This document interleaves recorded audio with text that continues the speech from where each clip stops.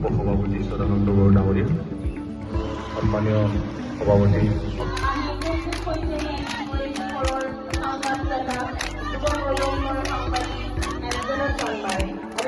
পুষ্প আদৰণি জনাইছোঁ আৰু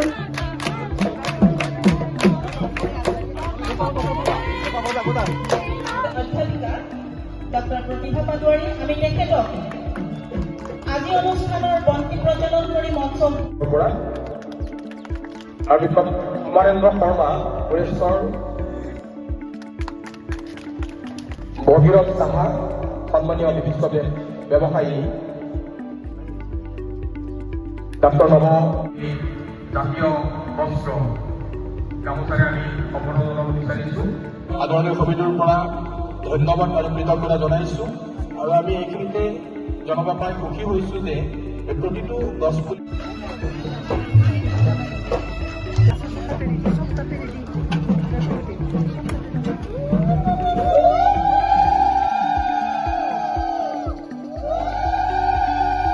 গতিকে মই মুখ্য আহ্বায়িকা বাইদেউ মঞ্চলৈ আহিবলৈ অনুৰোধ জনাইছোঁ।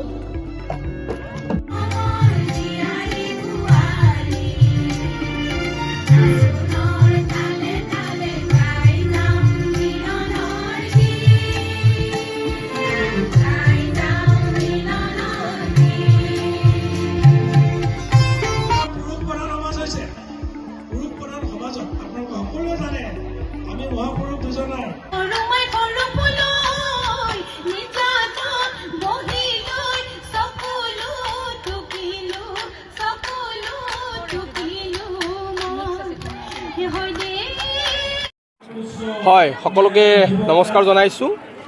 গোৰেশ্বৰত পোনপ্ৰথমবাৰৰ বাবে বিহু সুৰক্ষা সমিতি অসমৰ কেন্দ্ৰীয় পূৰ্ণকালীন সপ্তম দ্বিবাৰ্ষিক অধিৱেশনখনি অনুষ্ঠিত হৈছে 29, 30 আৰু 31 মাৰ্চত।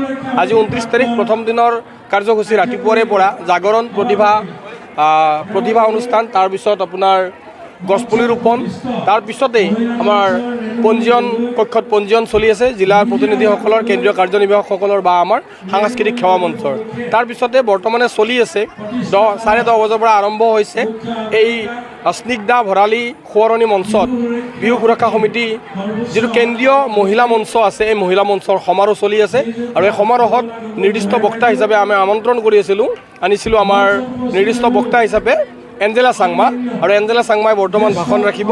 আৰু আজি প্ৰথম দিনৰ এই কাৰ্যসূচীতে মানুহৰ উখল মাখল এটা পৰিৱেশ আমি দেখা পাইছোঁ আৰু আপোনালোকক জনাবলৈ পাই সুখী হৈছোঁ। আৰু দুটা দিনত কাইলৈ 30 মাৰ্চত আমি পতাকা উত্তোলন কাৰ্যসূচী, তাৰপিছত 2খনকৈ মুখপত্ৰ আৰু এখন আমাৰ আদৰণি সমিতিৰ স্মৃতিগ্ৰন্থ আমি উন্মোচন কৰাৰ দিহা কৰিছোঁ।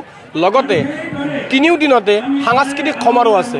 অসমৰ পৰা ইয়াতে প্ৰতিনিধিত্ব কৰিছে বিভিন্ন জাতি জনগোষ্ঠী, মৰাণ, মটক, মিচিং, ডিমাচা, ঠেঙাল কছাৰী, শৰণীয়া কছাৰী, তাৰপিছত আমাৰ কোচ ৰাজবংশী, এই গোটেইখিনি জনগোষ্ঠীৰ লোকে আহি একেবাৰে শেষৰ দিনা আমাৰ সাংস্কৃতিক শোভাযাত্ৰাও আছে। গতিকে সাংস্কৃতিক শোভাযাত্ৰাও আমাৰ বিশাল ৰূপত আমি অনুষ্ঠিত কৰাৰ কাৰণে আদৰণি সমিতিয়ে আমি যা যোগাৰ কৰিছোঁ। আৰু আপোনালোকে জানি সুখী হ'ব যে মুকলি সভাত আমাৰ ইয়াতে অংশগ্ৰহণ কৰিব বিভিন্ন কেইগৰাকী বিশিষ্ট ব্যক্তি, যিসকল ব্যক্তিয়ে অসম বিহু সুৰক্ষা সমিতিক কেন্দ্ৰৰ নেতৃত্ব বহন কৰি আছে আৰু লগতে পৰিবেশ কলাসমূহক বিহুৰ লগত জড়িত কৰি অসমৰ সকলো জাতি জনগোষ্ঠীক বিহুৰ লগত সংপৃক্ত কৰি এটা বাতাবৰণ সৃষ্টি কৰাৰ কাৰণে আমাৰ এই গোৰেশ্বৰত এইবেলি এই যি সপ্তম দ্বিবাৰ্ষিক অধিৱেশনখনি হৈছে তাৰ বাবে আমি অতিকৈ আনন্দিত আৰু গৌৰৱ অনুভৱ কৰিছোঁ।